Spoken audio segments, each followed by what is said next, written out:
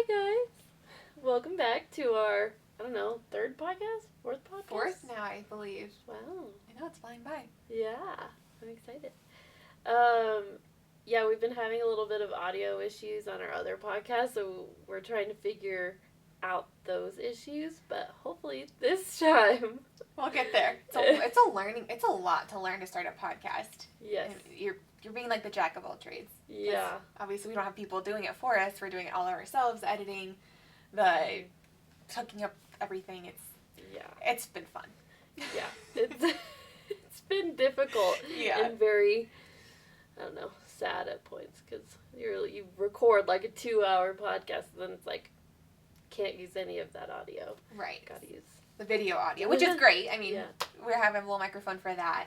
Yeah. And so we can just kind of get right into the podcast too. Yeah. But I just wanted to say something about the technical difficulties we've been having. Mm-hmm. We'll get it figured out. And yes. This one will work. Yes, in Jesus' name. Yes, it will. Amen. We prayed over it. We did. Yeah. We need to make sure we're doing that. Yeah. Good starting ground for whatever we're doing. Yeah. So today we're talking about...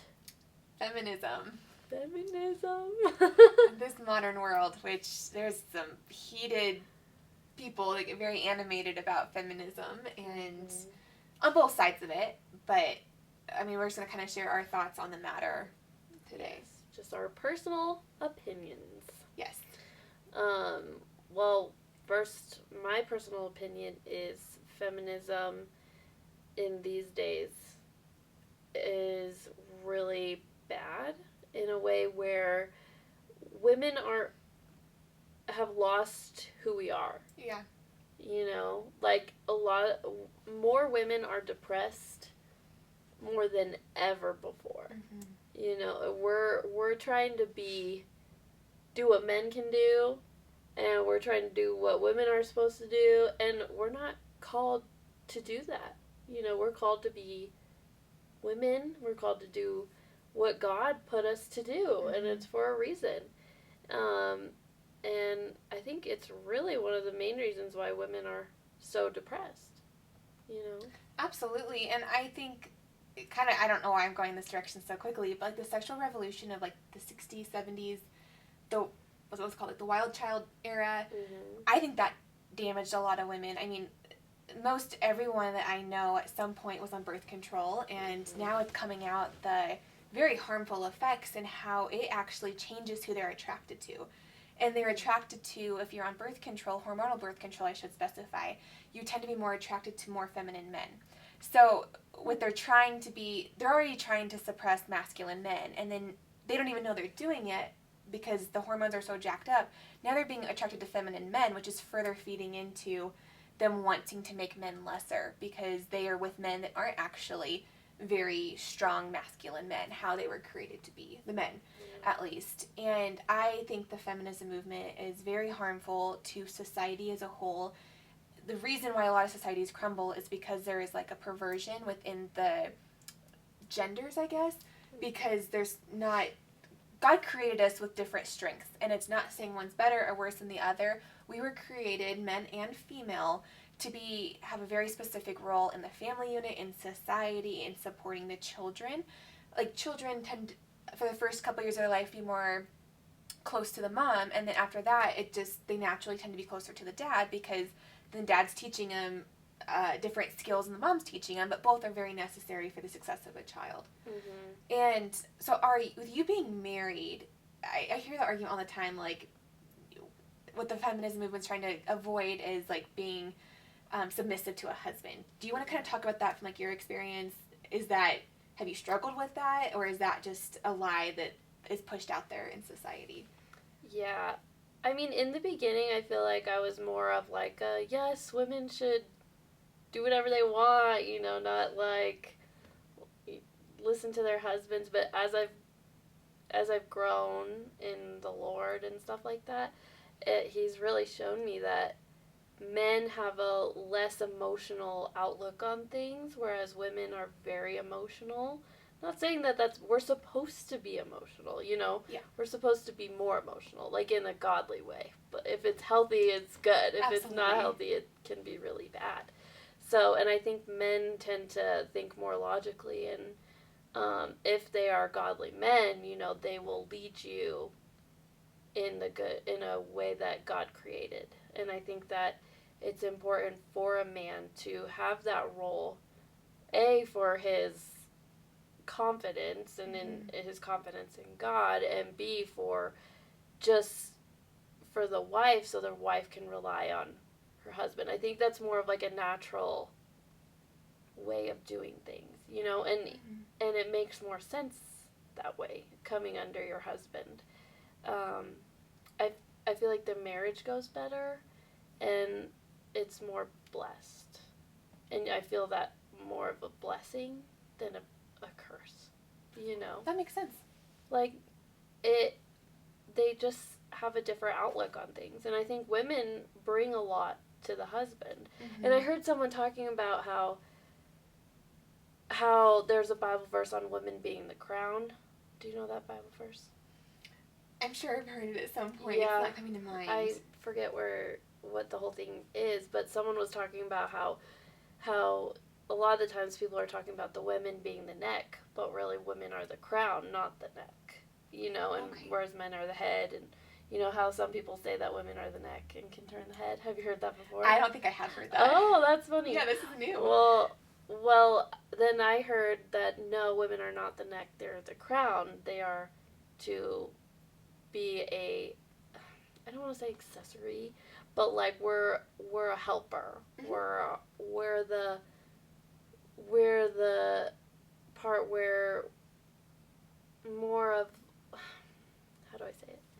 More without like it sounding bad, but more of like an accessory piece to the husband where we help them. Sure. We can help and help them see different ways, but also at the same time we need to rely on the head, right, to be anything, So, and whereas before you're married, it's the father, your dad is the leader, and because he has a more logical, more way of thinking, whereas we tend to be more emotional. Sure. Which isn't bad. Right. And I mean, there's a purpose for that. There's a place and purpose for that, and it makes women effective. Like, especially like with our last podcast, like with the education system. You had 2 moms of children that were mad about what's going on in the school. That is their right as a mom and their responsibility to protect their children. So, like, in situations like that, I think it's good to be emotional. I mean, I don't think you should be ran by your emotions, right, but let your emotions kind of drive that motivation to do something about the problem you see in the world. Yeah. Yeah, and I think a lot of the time women have really downplayed their role, and I think we are supposed to be with our children. We are supposed, the husband's supposed to be working and doing all the labor work. Not that women don't do labor work, we obviously do. It's just different. And which different doesn't mean bad. No. No. Why have we as a society made different bad? Right. Different's not bad. And like, with everything, different is bad. We're all supposed to be the same. No, we're all supposed to be very different.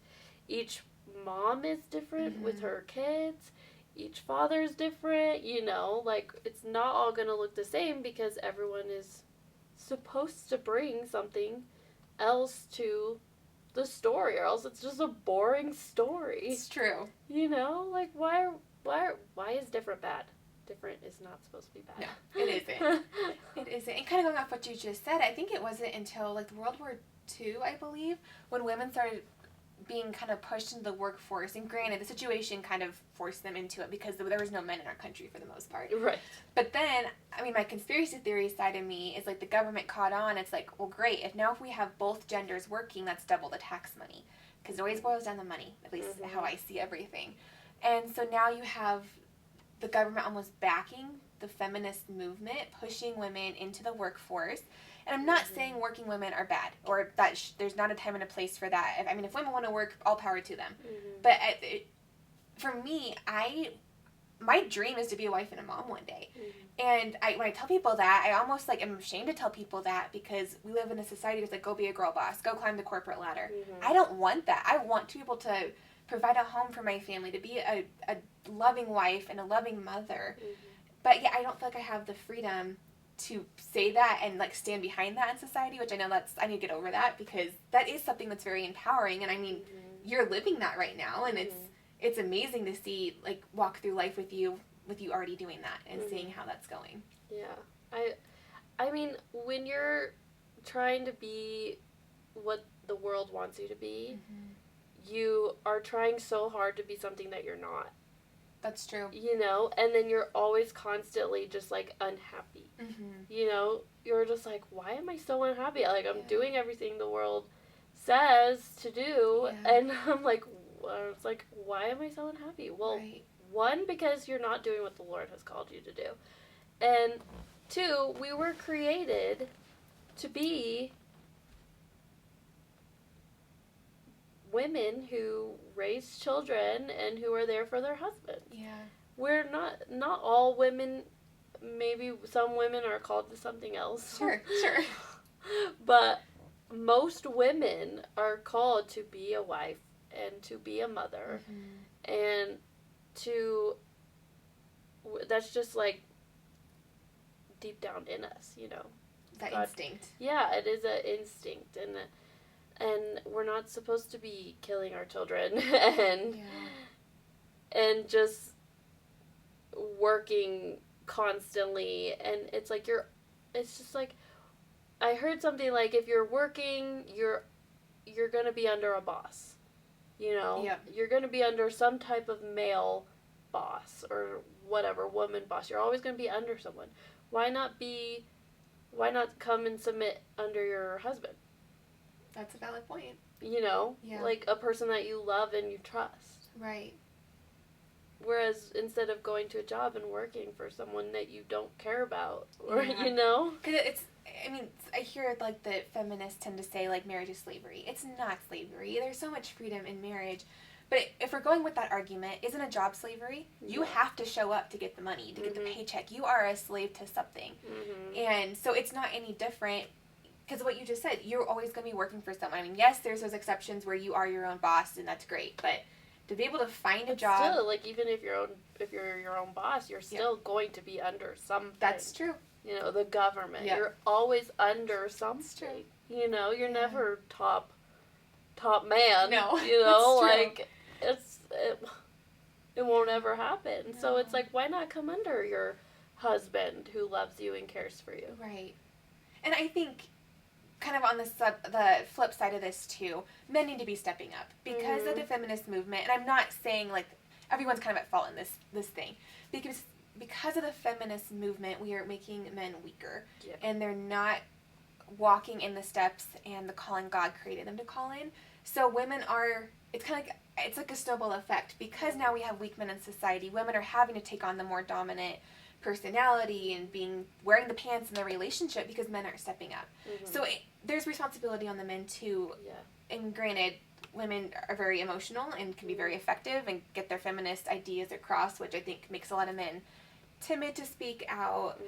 But there are good men out there still. But I think as a society, we need to be encouraging the men to be stepping into their rightful role, that they're worthy of a woman respecting them and coming under their authority.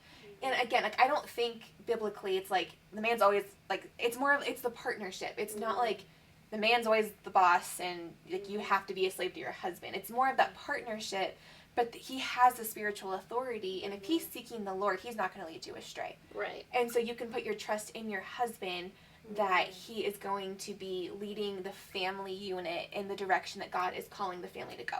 Right. So it's that spiritual authority, because it's like, you're both supposed to be seeking the Lord. Don't hear me say the other way of that too. Right. I don't know if I'm making sense, but it's more of the man. You need to be putting your faith in the man that he's seeking the Lord. Right. Too. Yeah, he definitely, that's a big thing, is he definitely needs to be seeking the Lord. You know, because if he's not, then he's not fulfilling that role, and so then a lot of the time women do have to step up and be that role. Right. Not like bossing her husband of course not. But like, you know, taking on that spiritual role, which is fine too. But like, it's a better family dynamic when the husband is doing their part, the wife is doing their part, everything's just going smoothly the way God intended it to go. I think it's biblically, correct me if I'm wrong, but like there's I think a verse about like women respect or the wives respecting their husbands and then husbands loving their wives.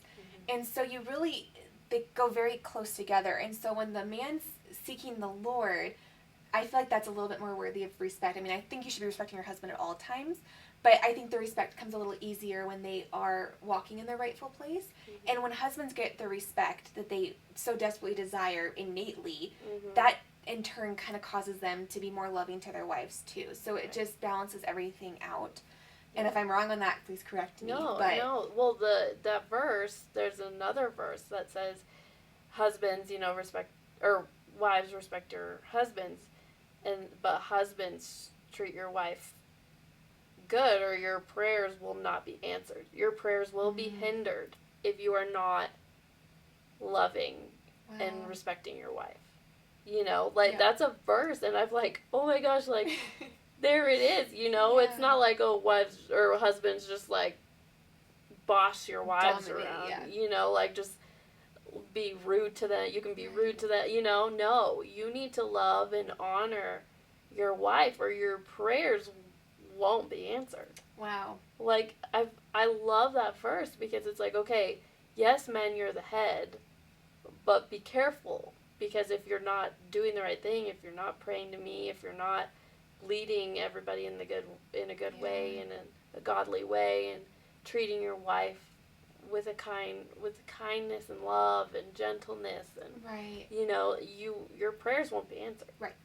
Yeah. So it's like, that's pretty intense. It is, and I love that verse, and I'll have to look it up, because it is there. I promise you, I've read it 1,000 times, because I just love that verse so much, because people have only listened to that other verse where it's like, husbands, or wives, honor, respect your husband. Husbands, love your wife like Christ loved the church. Right. But this other verse goes in a little bit deeper. Like, if you don't love your wife like Christ loves the church, your prayers That's powerful. Aren't getting answered. Yeah. Wow. So I'm always like, babe, look at this. Like, be careful. Yeah. Careful how you're treating me. Right. Your prayers. Look up. Yeah. And a marriage is such a partnership, too. It shouldn't be one side. I get so mad when people say happy wife, happy life. It should not be, that's the only goal of the family, is to make the mom happy, to make the wife happy. I don't like it. It needs to be an equal partnership. If you're going to say it, needs to be the opposite, too, where the wife should be making sure her husband's happy, because marriage is not 50-50. It's 100% giving 100%. And that's how you're going to make a marriage succeed. It takes two for a failed marriage, it takes two for a successful marriage. You both need to be working towards a common goal. Yeah. And there's just something about women being in their rightful spot, and you make your family happy. You're like feeding your husband, you're feeding your children. It's like you're feeding your family, like food or like goodness, whatever. You're being that role. It is a very powerful role. Right. Like you are, like since I have changed and got a different outlook on life, I am way more fulfilled now than I was when I was trying not to be that person. I'm not gonna cook for my family. Like it's just like, wait, no, I need a mindset change where it's like, I want to bless my family. How can I bless my family? And if your husband's thinking the same way, how can I bless my wife? How can I bless my family? It's like, you're not thinking of, why aren't you doing this to make me happy? Right. Why aren't you doing this? Like, you're just constantly looking at, what are people not doing for you? Yeah.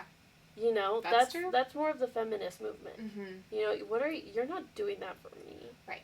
Why would I do that for you? Right. It's like, no, you need to have a way different outlook. Like, what can I do for you? Right. Absolutely. And it makes everything go better. It does. And it's not suppressing men. It's not weakening men to make the women stronger. I mean, that doesn't really look good on women. If you have to be successful, you have to make sure the men are weaker. Like, if anything, you need to be bringing them up too. Yeah. Because, again, as a society, you're looking at what's going on. You have, I think that like the number one statistic for homeless people are men, and suicides, it's men. Prison population, it's men. So the whole feminist movement is, I think, causing men to be, I'm not sure what I'm trying to say, causing men not to be, rise up to their rightful place. Absolutely. As a man. Absolutely. God created them to be. Yeah, and then you have like the single mom households, and there's exceptions, of course. Mm-hmm. Like there's some really bad situations out there, Mm-hmm. but the statistics of like single mom households, and then like the kids end up in like the crime system at an earlier age, and if there was men in the family, in the household, a male role model, the statistics plummet just by having that male role model in there. Because women were not created to be that role model too. They were created to be the loving and nurturing, but I think personally, like the men's role is to be like the disciplinarian and the leader, and just living by example to show their children what it looks like to be successful, to be, I don't know what I'm trying to look for. Just to how to have like a functioning society, I guess. Mm-hmm. Yeah, for them to be able to go out in the world and do right things. Yeah, the husband is a big role. Yeah. The man in a kid's life is a very big role. Absolutely. And it is not taken, it shouldn't be taken lightly. And same with a mother, it's a big role, it shouldn't be taken lightly. Mm-hmm. And I really strongly believe women are not supposed to be equal to men, and men are not equal to women. Right.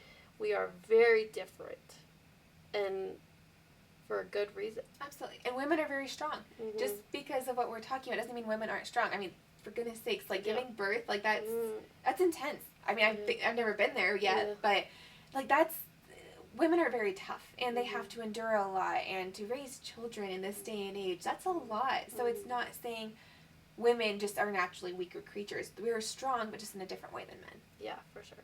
We are way different, but that's good. Yes. It's good. And all women need to change, not all, well, most women need to change their outlook on why they are doing things. Right. You know, change it to how can I bless my family?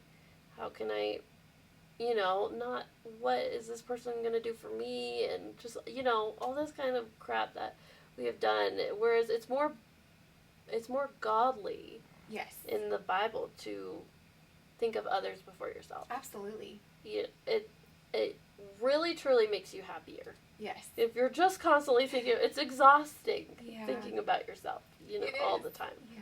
It's like, stop thinking about yourself. We need to think about our family. And it will make you way happier. Absolutely. Because once you start thinking about, I'm not getting this, I don't do this, not, it's just, it's like, but if your husband, is doing his rightful thing, he'll be thinking of you. Right. What can I do to make my wife happy? Right. And I've always loved, like, I saw this meme, or whatever, on, like, if you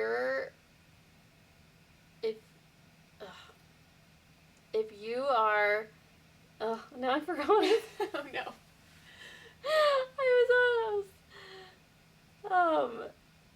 Okay, just to talk about something while I think about what I was going to say. Well, and someone that's not married right now, and, like, we're talking a lot about, like, husbands, which, most people will get married eventually, but I've heard the statistic, too, that women tend not to marry down, so when you are climbing the corporate ladder, and you're making really good money, the amount of men in your same dating pool, like, plummets, and then the amount of eligible bachelors plummets even more. In that. So then you have women that climb the corporate ladder, get to the world's level of what they deem successful, and then they look around ready to settle down, and their biological clock is almost out. They can't find a qualified man, and then they kind of like freak out because what they thought they wanted isn't actually what they want, because we all have that innate desire to be to have a family one day. I mean, not everyone does, but for the most part, the majority of people do. But even in the meantime of being single, on a different note, it's what can you be doing in society to love and support, like, your brothers in Christ too. I mean, you don't want to be like dressing provocatively or being like a temptation to people either. It's like you can be preparing yourself for a marriage even in those single days without compromising yourself, and it's okay to have standards and hold to them, because there are men out there. They're few and far between, but there are men out there that are worthy of having a future with. For sure. And I just remembered. Yes. Because it kind of goes along with that. But when it said to marry a man who you would want as a father. That's powerful. You know, like, think when you're with somebody, would you want them to be your father, your kid's father? You know, you have to kind of think past, like, the emotions of everything. Right. You know, would they be a good father to your kids? Yeah. You know, because we have a ton of people marrying people because they love them or whatever, but their relationships are, like, so rocky and so, like, emotional, and he can do whatever, and she's, like, whatever, you know, like, it's rocky. But it's like, do you want the father of your children to be rocky? Do you want the father of your children to be like, oh, whatever, I don't care, you know? Yeah, it's true. So it's like, if you're with someone and you're like, oh my gosh, they would be the best father, you know, and they treat me good, I know for sure they'll treat my future children good. It's like, think of your future children. Think of them. Because it takes you out of the picture. Right. So you can't be selfish in that regard. Yeah, like, what would your kids be happy that they're their father? And I feel like that would change so many things in people's relationships. Like, if you're not sure if you're supposed to marry somebody, would they be a good father for your children? And that's so true. Because you are probably most likely going to have children one day with them. Right. And if they're not a good man, if they're not good enough to be a father, they're not good enough to be a husband. That's true. And I think as women, we tend to have that, well, I can fix them mentality. It's like, oh, it's a minor thing right now. I can fix them. I can change them. That's not our job, A. And the times of women changing men actually being successful are very slim. Very. Like, that's not our job. Like, we are supposed to be with a man. I mean, yes, we're all fallen people. We all have things we need to work on and get better. So, like, that's kind of where you have to determine, like, is this a deal breaker? But for the bigger things, that if he is, for example, can't hold a job, like, is that something you want to look for in a future husband? When you're going to have children, is he going to provide for the family? That's kind of something that he needs to work out on his own, and that's not your job to, like, make sure he gets off the couch from playing video games all day to go get a job. Like, that's, for me, that's not really going to change, because that comes from within, the motivation to provide for a family and to be a role model for his children. Right. Yeah, it's such a big thing. Yeah, if they can't get off the couch to not play video games, if they're, like, complaining about it. Yes. You know, to just talk to you. It's like one of those, like, red flags, you know. It's big like, time. Be careful, you know. And also mothers create children who don't play video games all the time, you know. Like, have your sons go out and do stuff. Absolutely. But I talk to so many kids who I'm like, what did you do this week? Nothing. What? Yeah. You did nothing all week? You stared at a wall? Yeah. That's what you did? Or a screen all week? You know, it's like, mothers, get your children out. Yes. Have them work. A 4-year-old can do stuff. Yes. You know, like, sometimes it's very frustrating because I'll, like, get my girls to help me cook, and it's just like, gosh, this is going to be the slowest. Like, this is going to take me hours. But at the same time, I'm like, okay, I'm thinking they want to help me. You know, I don't want them to not want to help me. That's so true. You know, it's like, sometimes I'm like, I just can't do it right now. But then some days I'm like, okay, I need to slow down so that they're able to learn and, you know, and want to help. Because they're at such, like, a helpful stage. Like, they want to help with everything. And it's like, okay, you know, and you're just wanting to get things done, you know. But at the same time, it's good to have them help. And, like, and it's like, oh, you know, get them to do stuff, put their clothes away. You know, it's like, even at 4 years old, they can do that. Yes. You know, yes, have them be kids, but they still need to learn how to help and be a helpful human. Be self-sufficient, too. I heard someone, I think it was like on a podcast, and he said that I think his son was like 4 or 5. Doesn't really matter. He was little, but he came to his dad with like a broken Hot Wheels little toy car, and it had broke, and the dad was like, "Well, I'm not gonna fix it for you. If you want it fixed, you better figure out how to fix it." And I'm like, at first, I'm like, "Oh gosh, that's harsh." He's 4, but he said that his son figured out how to fix it and put it back together. And I'm like, and then afterwards, I'm like, that's brilliant. Teaching the kids to use their intellect, their God-given intellect, to solve the problem. And so many times as parents, we think we're being helpful by doing it for them, where in essence we're creating them to not have the persistence to do what needs to be done in their life. And so then they come to later in life when the problems change and become bigger things, they're expecting you to fix their problem. Like, oh, I got fired at a job, like, you better find me a new job. Like, that's kind of an extreme level, but they need to be able to figure out their life and make it what they want it to look like without having to rely on their parents. Right. I mean, when they're kids, yes, you need the parents in their life, obviously, but you don't. The sign of a good parenting is their kids not self-reliant on their parents to be successful. Yeah, I like that. They definitely need to learn how to do things, but also you could be like, if you can't figure it out, I'm here too. Yes. But it's like letting them try. Is such a big thing. Letting them try to do it. And failure is a good thing. Yes, and failure is a good thing. Yeah, all these mothers just doing things constantly for their kids, and they're worried about their emotions, and it's like gentle parenting, and it's like, oh my gosh. It's like, we didn't need all these people before to tell us how to be as a mother. It's like, some days you're not going to be a gentle parent. And you should not feel like crap because of it. And then also, like, apologizing to your kid for not being the best mother that day. But it's like, we're in such a society of, like, do it this way. And if you don't do it this way, you're a crappy mom. And it's like, no, we need to do it God's way. Absolutely. And God is never going to tell you that you're a crappy mom. Right. And God says no. Yeah. I was talking to somebody who worked at a daycare years ago, and this was, I think, 4 or 5 years ago, and she said that they were instructed by the state to never tell a kid no. That is scary that's being out there, and I'm sure it's in our education system. If you read the Bible, it's all about discipline. Yeah. Because discipline builds character and it builds the person. And now we're raising a up-and-coming generation that's never been told the word no. And there will come a time in their life where they will be told no. No, you didn't get the job. No, you can't have a raise.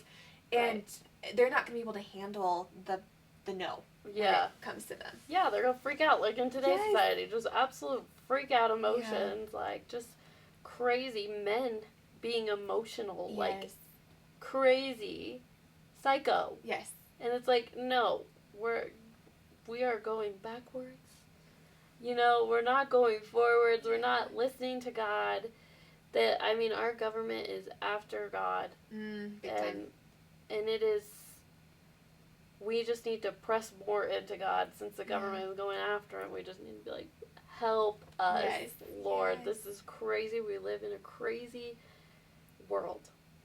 And we're losing our First Amendment rights, our Second Amendment rights. Like, it's just, it's so bad. With toxic masculinity, I hear that term thrown out all the time. But those are two very different things. There's toxic men, but true masculinity is not toxic because they know how to keep their emotions in check. They're not full of rage. It's very healthy to be masculine. But to be a toxic man, that's when you tend to be more emotional and more violent and off the rails. But they're not, you can't have one, those are two very different things, I should say it that way. Yeah. They don't go hand in hand. Yeah, no, not at all. You need a man who listens to the Lord and is not a crazy emotional wreck. Right. It's very strong and is a good leader and can lead his society, can lead his family, can lead the people at his work because it's very healthy and we have a functioning society when men take the rightful place. Yes, for sure. Yeah, so in conclusion, feminism is crazy, right? Yeah, we do not support the modern day feminist movement. But we're still pro-women, but to be pro-women, you don't have to be pro-feminist movement. Right. Either. Yeah, well, I'm so pro-women, I'm a woman. Yes, I know. If I wasn't, that would be weird. Like, in Yes. today's society, people are all weird about that. It's like, it's like black women talk about how they're pro-black women, but they're not pro-BLM, you know? Yes. It's like, Yeah. it's like, but they're still want to support black women. Right. It's like, wow, this society has gone crazy. We have all lost need our Jesus. minds. We're all confused. Yes. Yeah. It's like, just, I'm not today's feminist. Me neither. You know, like, Proudly. Yes. Yeah, I say we should go way back in the day, you know, Yeah. like. Look at society back then and compare it to now. Right. Tell me what's changed. Yeah. Too much. Too much has changed. It's a disaster. Just love your kids. Love your husband. Don't put him down constantly. It's more exhausting putting them down than it is lifting them up. Right. You know? Mm-hmm. It's like, just look at yourself and be like, how can I make my husband happy? Yeah. How can I make my family happy? You know? Just look at what you can do for others. Yes. And not what they can be doing for you. Right. And That's pray for your husband if they're not that way. Mm-hmm. You be that way. You show him the love of God. You show him the love you have. And God says that love will change people. Yeah. Not constantly pointing the finger at them and telling them what they're not doing for you. Right. What they did wrong. That doesn't change anybody. Mm-mm. Love changes people. What can I do for you? Right. How can I make you happy? Right. Praying for them. You know, we need to do more of that than pointing the finger and pushing it down to the ground. Yep, I agree. I agree. Yeah. All right. Well, thanks for listening. Like, subscribe, share, all the fun stuff. Yes, please do all of that. We'd love more subscribers. 1 subscriber. We have a couple. Yeah. We're good. Yeah, we'd love to have you share us and yeah. Thanks. Yeah, thank you. Bye.